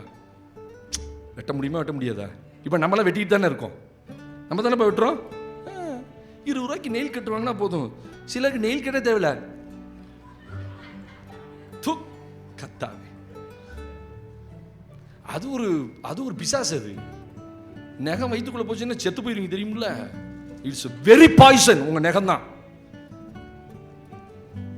எங்க நின்னா எங்க இருக்கானே தெரியாது. முக்கியமான நேரத்தில் நின்னா கூட அவன் கண்ணும் முழியும் போக பாருங்க. அவன் அவ்வளோ இன்ட்ரெஸ்டா இருக்கான் அதுல. அதுக்கு ஏன் கவலைப்படுவானே? போய் கையை காலை இப்படி நீட்டிட்டா பேரும் வர மாட்டேங்குது. மேனிக்யூரா பெடிக்யூரா, கரெக்டா? எனக்கு ஆமையன்னு சொல்ல 2 பேர் இருக்குது. கையை காமிச்சா அவன் பாடி வெட்டி விடுவான், சுகமா இருக்கும்.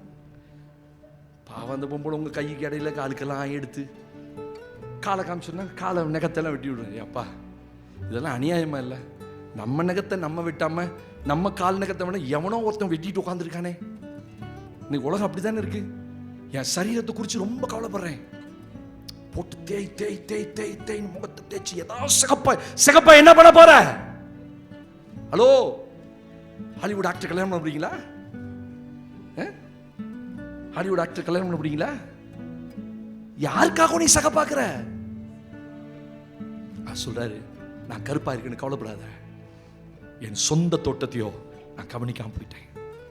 இன்னைக்கு நிறைய பேர் தன்னுடைய சொந்த சரீரத்துக்காகவும் தன் சொந்த வாழ்க்கைக்காகவும் தன்னை அழகுபடுத்திக்கவும் நிறைய நேரமும் காலமும் பணமும் செலவு பண்ணுகிற உலகத்துல கர்த்தர் சொல்றாரு, உன் சொந்த தோட்டத்தை கவனிக்காம போயிடாத, உன் சொந்த ஆவிக்குரிய வாழ்க்கையை கவனிக்காம போயிடாத, அதை பார்த்துட்டு இதை பார்க்காம போயிடாத. இதுதான் ரொம்ப முக்கியம். உன் ஆவிக்குரிய வாழ்க்கை தேவனோடு நான் இருக்கேனா, நல்லா ஆராதிக்கிறேன், சர்ச்சுக்கு வந்தா நீங்களே ஒரு இவாலுவேஷன் போடுங்களேன். சபைக்குள்ள வந்தா எத்தனை பேர் நல்லா ஆராதிக்கிறேன், இன்னைக்கு நல்லா ஆராதிச்சப்பா அப்படின்னு எத்தனை பேர் சொல்லிக்கிட்டே போக முடியும்? உங்களாலேயே சரி ஆராதிக்க முடியல. ஏன் ஆராதிக்க முடியலன்னு பார்க்கணும். ஏன் என்னால செய்ய முடியல? எங்கேயோ ஒரு தடை இருக்குது. கண்ணை மூணா என்னால மூட முடியல, அப்படியே இருட்டா தெரியுது. வெளிச்சம் தெரிஞ்ச நாட்கள் போய், ஆண்டவர் முகமுகமாய் தரிசித்த நாட்கள் போய், இன்னைக்கு அதை பத்தி சபை கவலைப்படுவதே இல்லை. சொந்த ஆவிக்குரிய வாழ்க்கையை குறித்து யாருமே கவலைப்படுறதில்லை. என்னால ஒரு ஆராதனை ஃப்ரீயா நடத்த முடியலன்னா முடிஞ்சோன்னு ஆண்டவர்கிட்ட போய் அழுவேன். இந்த இடத்துல என்னால் சரியா நடத்த முடியல ஆண்டவரே, அப்படி தகச்சு போய் நின்றுட்டேன். அடுத்து என்ன செய்யுதுன்னு தெரியாம போச்சு. என்ன பிரச்சனை எனக்கு? கான்சன்ட்ரேட் பண்ணுங்க. ஆவிக்குரிய வாழ்க்கையை கொஞ்சம் சீர்தூக்கி பாருங்க. ஆமென். இந்த 7 நாட்கள் ஜெபம் எதுக்காக வைக்கிறோம்? உங்களை ஸ்டெப் பண்ணதான், உங்களை பூஸ்ட் பண்ணதான். இங்க வாரத்தில் ஒரு நாள் அக்கினியின் அளவு பெருகிருமா? பெருகிருமாப்பா? பெருகாது. You have to spend the time, at least தேவனோட டெய்லி ஒரு 1/2 மணி நேரம் கர்த்தருடைய வார்த்தை இதெல்லாம் இருந்தாதான் உங்க ஆவிக்குரிய வாழ்க்கையினுடைய அழகு இருக்கும். நீ கருப்பா இருந்தாலும் சரி, சிகப்பா இருந்தாலும் சரி, அதை பத்தி கவலையே படாதீங்க. நான் கர்த்தருக்குள்ள மனமகிழ்ச்சியா இருக்கேனா, நல்ல ஆராதிக்கிறேனா, நல்ல சத்தியம் கேட்கிறேனா, இந்த சத்தியம் என் வாழ்க்கைக்கு போதுமானதா இருக்கா, நான் வெளியே போகும்போது கொழுப்பையும் நிலத்தையும் உண்டது போல் என் ஆத்துமா திருப்தியா இருக்கா, கர்த்தருடைய வசனம் வந்துச்சுப்பா, இன்னைக்கு நல்ல செய்தி கேட்டப்பா. ஹல்லேலூயா. நான் சில இடங்களுக்கு போகும்போது செய்தி கேட்கனே போவேன். நான் நல்ல ஊழியக்காரங்க வரும்போது நல்ல செய்தி, ஏன்னா என்னால் செய்தி கேட்க முடியல. இன்னைக்கு பஞ்சமாயிருச்சு. ஒரு காலத்தில் தகப்பன்மார் கொடுத்த மாதிரி இன்னைக்கு செய்திகள் யாரும் கொடுக்கறது இல்லை. ஸ்தோத்திரம். நல்ல சத்தியம் உள்ளது. ஏதோ அடிச்சு விடு, ஏதோ அந்த நேரத்துக்கு காலையில் ஒரு கண்காடன்ஸ் எடுத்து 4 வசனத்தை புரட்டி ரைடு கத்துறவங்களெல்லாம் பார்த்துக்குவார். இப்படி செய்தி கொடுக்கணும், உங்களுக்காக ப்ரிப்பேர் பண்ணி கொண்டு வந்து இங்கே எப்படி நான் சில செய்திகளை கேட்கும்போது சில தேவ மனிதர் வரும்போது போவேன். மணிக்கணக்கில் 1.5 மணி நேரம் அப்படியே உட்காந்துருப்பேன். எனக்கு அந்த செய்தி ரொம்ப திருப்தியாக இருக்கும். எனக்கு என்ன ஆவிக்குரிய வாழ்க்கை இந்த செய்தி தேவை. நீங்கள் திரும்பி போகும்போது உங்கள் இறுதியை சொல்லணும், இன்னைக்கு நல்ல செய்தியை நான் கேட்டுட்டு போனேன், கர்த்தர் என்னோடு பேசினார். நான் கருப்பாக இருக்கிறேன்னு கவலைப்படாதீங்க, அதை பாராதையுங்கள். நான் பார்க்க வேண்டிய ஒன்றை விட்டுட்டேன். என் சொந்த தோட்டத்தை, எது திராட்சை தோட்டத்தை கவனிக்காம விட்டுட்டேன். ஸ்தோத்திரம். என் ஆவிக்குரிய வாழ்க்கையை கவலைப்படல. எங்கேயோ ஒரு சர்ச்சு வாரதுன்னா அங்கே ஒன்று போகிறது, இங்கே ஒன்று போகிறது, இப்படி போகிறது, அப்படி போகிறது. நமக்குன்னு ஒரு நிலையான ஒரு சபை இருக்கணும். அங்கே வரணும், மெய்ப்பனுடைய சத்தத்தை கேட்கணும். ஜோமன்ட்டு வாங்க. இன்னைக்கு கர்த்தாவே, நான் சில நேரத்தை லூஸ் டாக்காவே பேசினா கூட அது உங்களுக்கு ஆசீர்வாதமாக இருக்கும். ஏன்னா நீங்கள் ஜோமன்ட்டு வரீங்க. நீங்கள் ஜோமன்ட்டு வந்து பாருங்க, கர்த்தாவே என்னோடு பேசும். நான் பேசுகிற 7 பாயிண்ட்ல ஒரு பாயிண்ட் உங்களோட கர்த்தர் பேசுவேன். 7ஐயும் பேசணும் நான் விரும்பலை. 7 கர்த்தர் உங்களோட பேசணும் நான் விரும்பல. நான் ஒன்னே ஒன்று சொல்றேன், ஒரு வார்த்தை ஒரு பாயிண்ட்ல ஒருத்தரோட பேசுங்க. அதுதான் அந்த 100 பேத்துக்குள்ளேயும் கர்த்தர் பேச வைப்பார். ஹல்லேலூயா. வாசிங்கள் அடுத்து என்னோடு கூட. ஆண்டவருக்கு மகிமை உண்டாகட்டும். ஹல்லேலூயா. தேவனுக்கே மகிமை உண்டாகட்டும். வாசிக்கலாமா? அப்போஸ்தலர் நடபடிகள்ல 9ஆம் அதிகாரத்தை திருப்பிக் கொள்ளுங்கள். 40ஆம் வசனத்தை நான் வாசிக்க போகிறோம். ஹல்லேலூயா. Acts chapter 9 verse 40. பேதுரு எல்லாரையும் வெளியே போக செய்து முழங்கால் படியிட்டு ஜெபம் பண்ணி பிரேதத்தின் புறமாய் திரும்பி தப்பித்தாலே எழுந்திரு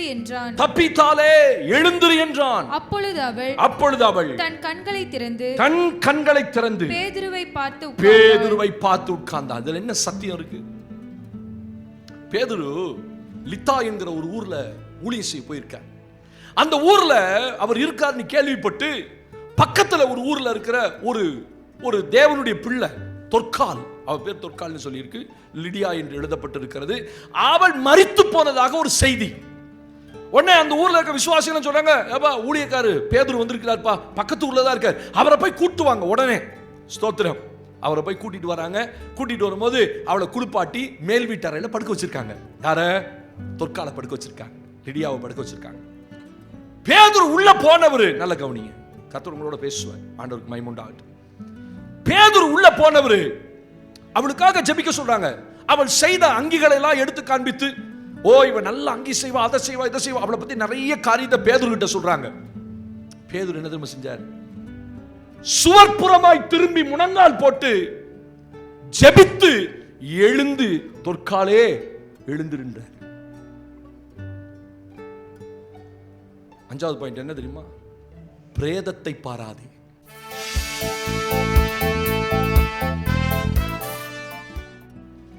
என்னத்தை பார்க்க கூடாது? உங்க வாழ்க்கையில செத்து போனது என்னைக்குமே பார்க்காதீங்க. செத்து போனதை உங்க வாழ்க்கையில பார்த்தா உயிரோட வர வேண்டியது வராது. உள்ள போய் பேதுரு, இப்ப நான் போயிருந்தா என்ன செஞ்சிருப்பேன் நான் நினைச்சேன் இந்த வசனத்தை வாசிக்கும் போது. ஏன்னா நான் முடிவு பண்ண செத்து போயிட்டான்னு இல்ல, நான் போய் என்ன பண்ண முடியும்? நான் என்ன பேதுருவா? சில நேரத்தில் பேதுரு மாதிரி கர்த்தர் பயன்படுத்துவார். அது அங்களுடைய ஆதி நாட்கள்ல அப்போஸ்தலர் நாட்கள்ல நடந்த சம்பவங்கள் எல்லாம் இன்னைக்கு நடக்கல, ஆனா வரும், நடக்கும். ஒரு நாள் வரும், அப்போஸ்தலர் நாட்கள் திரும்பி வரும், பலத்த அற்புதம் நடக்கும். உள்ள நான் போயிருந்தா என்ன பண்ணிருப்பேன்? ஆண்டவரே இந்த பிரேதத்தை ஆசீர்வதியும், ஆண்டவரே இந்த அடக்க ஆராதனை ஆசீர்வதியும் அப்படின்னு ஜெபம் பண்ணிட்டு வந்திருப்பேன். பிரேதத்தை பார்த்து ஜெபம் பண்ணிருப்பேன். ஆனா பேதுரு என்ன செய்தாரு? போய் பிரேதத்தை பார்க்கவே இல்லை. ஒரு அற்புதம் நடக்கணும்னா நம்முடைய வாழ்க்கையில என்னைக்குமே செத்து போனதை பார்க்க கூடாது, நடந்து முடிந்ததை பார்க்க கூடாது, உங்க வாழ்க்கையில இழந்து போனதை பார்க்க கூடாது. ஐயோ என் காலங்கள் இப்படி போயிட்டே, 5 வருஷம் போச்சே, 10 வருஷம் போச்சே, நான் சம்பாதித்து வைத்ததெல்லாம் போயிட்டே அப்படின்னீங்கன்னா திரும்பி வராது. Don't look back. திரும்பி பார்க்காதீங்க, கொடுக்கிறவரை பாருங்க. அவர் இன்னும் இதை போல நிறைய வச்சிருக்காரு. மரித்ததை பார்த்தால் உங்களால ஜெபிக்க முடியாது. அதான் சம்பவம். உங்க வாழ்க்கையில நடந்ததையும் மரித்ததையும் ஐயோ போயிட்டே நினைச்சா உங்களால you can't pray, உங்களால ஜெபிக்கவே முடியாது. அதனால தான் நிறைய பேர் ஜெபிக்கிறதை நிறுத்திட்டீங்க. ஆவியானவர் என்னோட சொல்லுவேன் ஜானட், நிறைய பேருடைய ஆவிக்குரிய வாழ்க்கை ஜெபம் இல்லாம நின்று போனது காரணம் என்ன? இப்படி நடந்து விட்டதே, நான் ஜெபம் பண்ணி இனி என்ன உயிரா வரப்போகுது அப்படி நினைச்சிருந்தா பேதுரு ஜெபித்திருக்கவே மாட்டார். அதனாலதான் பேதுரு உள்ள போனா கர்த்தர் சொல்லியிருப்பார், நீ பிரேதத்தை பார்க்காதடா, திரும்பி ஜெபம் பண்ணு, என்ன மட்டும் பாரு. ஆமென் சொல்லுங்க. அவன் சுவர்புறமாய் திரும்பி முழங்கால் படியிட்டு ஜெபித்து எழுந்து அவன் பிரேதத்தை பார்த்தான். அப்புறம் தான் பிரேதத்தை பார்க்கறான். பிரேதத்தை பார்த்து சொல்றான், தப்பித்தாலே எழுந்துரு. அவன் எழுந்து உட்கார்ந்து பேதுருவை பார்த்தான். அல்லேலூயா. உங்க பிரச்சனை நிறைய பேர் என்ன பண்றோம்? நம்ம ஆவிக்குரிய வாழ்க்கையில விட்டு போனதையும், விலகி போனதையும், இழந்து போனதையும், செத்து போனதையும், ஐயோ போயிட்டு அது வராது. நீங்க வர வேண்டியது ஒண்ணு இருக்குது. ஆமென். நீங்க ஜெபித்தால் உங்களுக்கு வர வேண்டியது கண்டிப்பா வரும். உங்க ஆவிக்குரிய வாழ்க்கையில இழந்து போயிட்டேன், இனி நான் ஜெபம் பண்ணி வரப்போதா, இனி செத்து போனது வரப்போதா, இனி நான் இவ்வளத்தை இழந்துட்டேனே எப்ப வரும்? நான் சொல்றேன், நீ முழங்கால் போடுங்க. பிரேதத்தை பார்க்காதீங்க. நீ பார்க்க கூடாத ஒன்று செத்து போன பிரேதம். நிறைய பேரோட கர்த்தர் பேசுறார். ஆமென். காலையில தேவனுடைய வார்த்தை உங்களுக்கு நேராய் வருகிறது. நீ என்றைக்கெல்லாம் செத்து போனதை பார்க்குறீங்களோ அன்றைக்கெல்லாம் அது உயிரோட வரப்போவது இல்லை. முழங்கால் போடுங்க. மறுபடியும் நான் இழந்து போனதை கொடுங்க ஆண்டவரே, நான் இழந்து போனது கொடுங்க என் வாழ்க்கையில. நீங்க என்றைக்கு அப்படி ஜெபித்து விட்டு உங்க சூழ்நிலையை பார்த்து பேசுறீங்களோ அன்னைக்கு இழந்ததெல்லாம் கர்த்தர் திரும்ப தருவார். கைகளை உயர்த்தி ஒரு ஆமென்னு சொல்லுங்க. அல்லேலூயா. இயேசுவின் நாமத்தினாலே அநேகருடைய வாழ்க்கைக்குள்ள மரித்து போனது, செத்து போனதுன்னு சொல்லி அநேகருடைய ஆவிக்குரிய வாழ்க்கையை கண்களை கட்டி வைத்து தேவனை விட்டு பிரிக்கிற பொல்லாதாவியே சபைக்குள்ளது. தேவனுக்கு உங்களை உயிர்ப்பிக்கட்டும். சுவர்புறமா திரும்புங்க. Don't look at a dead body. மரித்து போன சரீரத்தை பார்க்காத. பார்த்தா அதனால ஒரு பிரயோஜனம் இல்லை. அதை பார்த்து அழுவீங்க, அப்படித்தானே? உங்க வாழ்க்கையில நடந்த சம்பவங்களை நினைச்சு அழுவீங்க. அது பிசாசுக்கு பயங்கர கொண்டாட்டம். உங்களை கர்த்தர் சூழ்நிலையை பார்த்து அழுவதற்கு அழைக்கல, மரித்து போன பிரேதத்தை பார்த்து அழுவதற்கு அழைக்கல. இன்னைக்கு நிறைய பேரோட கர்த்தர் மறுபடியும் பேசுறாரு. நான் சொல்றேன், மறுபடியும் கர்த்தர் பேசுறாரு உங்களோட. உங்களுடைய சூழ்நிலைகளை பார்க்காதீங்க, தேவனுடைய முகத்தை பாருங்க. எதை இழந்தாலும் கர்த்தர் திரும்ப தருவார். நீங்க என்னத்தை இழந்திருந்தாலும் he will give you back. Take it as God's word. கர்த்தருடைய வார்த்தையா நீங்க எடுத்துக்கொள்ளுங்கள். தேவனுக்கு மகிமை உண்டாகட்டும். ஆமென். அதனால பேதுரு செய்தான். உள்ள போனோனே பிரேதத்தை பார்க்கல, சுவர்புறமாய் திரும்பி ஜெபித்து பிரேதத்தை பார்த்தான். இன்னைக்கு நிறைய பேர் ஜெபிக்க முடியாம இருக்கிறதுக்கும், இழந்து உங்கள் ஆவிக்குரிய வாழ்க்கை அப்படியே மங்கி போய் எரிகிறதுக்கு ஒரே காரணம், இத்தனை இழந்துட்டேன், இனி என்னத்தை இழக்க இருக்கு? Don't confess. அப்படி நினைச்சிருந்தா பேதுரு அந்த பிரேதத்தை எழுப்பி இருக்க முடியாது. ஆமென். ஜெபிக்கிறவர்கள் பிரேதத்தை எழுப்ப முடியும். கைகளை உயர்த்தி ஒரு ஆமென் சொல்லுங்க. ஜெபிக்கிற தேவ பிள்ளை எத்தனை காரியங்கள் மரித்திருந்தாலும் உங்களுடைய ஜெபத்தினாலே மறுபடியும் அந்த பிரேதம் வரும், உயிரோட வரும். எழும்பு இயேசுவின் நாமத்தினால். ஷேபா காபாராதா காபாராபா. தேவனுக்கு மகிமை, தேவனுக்கு மகிமை. அநேகர் மேல தேவனுடைய வல்லமை இறங்கட்டும். கேட்டுக்கொண்டு கர்த்தருடைய பிள்ளைகள் மேல இன்றைக்கு அந்த ஜெபிக்கிற ஜெப அபிஷேகம் இறங்கட்டும். இழந்து போனது அத்தனையும் திரும்ப தாரும் ஆண்டவரே. உம்முடைய ஊழியக்காரர் ஜெர்மனி உங்களை ஆசீர்வதிக்கிறேன். Don't look at the dead body. Don't look at the dead body. மரித்து போன பிரேதத்தை பார்க்காத. நான் என்னைக்குமே என் வாழ்க்கையில் இழந்து போன காரியங்களை நினைக்கவே மாட்டேன். அதனால தான் பவுல் எழுதும்போது சொல்றாரு பிலிப்பியர் சபைக்கு, பின்னானவைகளை மறந்து முன்னானவைகளை நாடி தேவன் அளித்த பரமழைப்பின் பந்தய பொருளுக்காக லக்கை நோக்கி ஓடு. பின்னானதை மறந்து, நீ அதை மறக்கலைன்னா முன்னானதை நாட முடியாது. பின்னானவைகளை மறங்கள். மனுஷன் சுதந்திரிக்க வேண்டிய காரியங்களை சுதந்திரிக்கணும்னா என் வாழ்க்கையில் அப்படி நடந்துருச்சு, என் வாழ்க்கையில் இப்படி நடந்துருச்சுன்னு தான் பேசிக்கிட்டே இருப்பாங்க. நான் அதை இழந்துட்டேன், 10 பவுன் வச்சிருந்தேன் இழந்து போயிட்டேன், 20 வச்சிருந்தேன் போயிடுச்சு, எல்லாமே போச்சு. போனா போகுது. ஏசேக்கு போனா என்ன, சித்துனா போனா என்ன, அது ஜெபிக்கிற பிள்ளைகளுக்கு தான் தெரியும். ஏசேக்கு போனாலும் கவலை இல்லை, சித்துனா போனாலும் கவலை. ரெகபோத்தை கத்த தருவார், ரெகபோத்தை கத்த தருவார். நீ இழந்ததை போல கத்தர் உனக்கு 100 மடங்கு தருவார். Don't look at the dead body. செத்த பிரேதத்தை பார்க்காதே. கர்த்தர் புதிய துவக்கத்தை கொடுப்பார். கர்த்தர் புதிய துவக்கத்தை கொடுப்பார். கடைசி ஒரு வார்த்தையை நான் வாசிக்கிறேன். வெளிப்படுத்தல் விசேஷம் 12ஆம் அதிகாரம். The book of Revelation chapter 12. வெளிப்படுத்தல் விசேஷம் 12ஆம் அதிகாரத்தை எடுத்துக்கொள்ளுங்கள். 11ஆம் வசனத்தை நாம் இப்பொழுது வாசிக்க போகிறோம். வாசிமா. மரணம் நேரிடுகிறதா இருந்தாலும், மரணம் நேரிடுகிறதா இருந்தாலும் அதற்கு தப்பும்படி தங்கள் ஜீவனையும் பாராமல்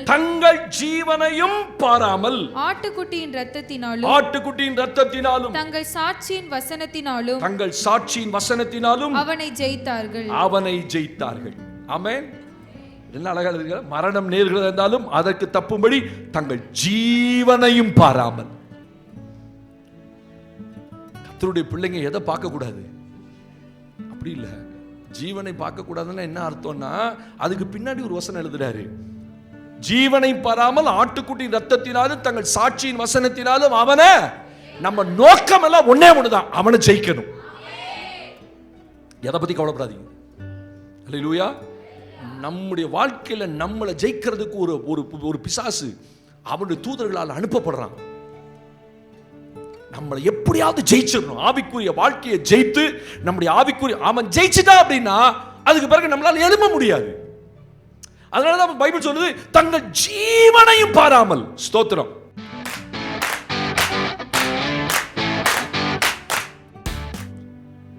அவனை ஜெயித்தார்கள். எதனால? ரத்தத்தினாலும் சாட்சியின் வசனத்தினாலும் அவனை ஜெயித்தார்கள். இது என்ன ஆண்டவர் சொல்றாரு அப்படின்னா, நீ பார்க்க கூடாத ஒண்ணு என்னன்னா, ஜீவனை பாராமல் எதை பத்தி கவலைப்படாத. ஆமென்.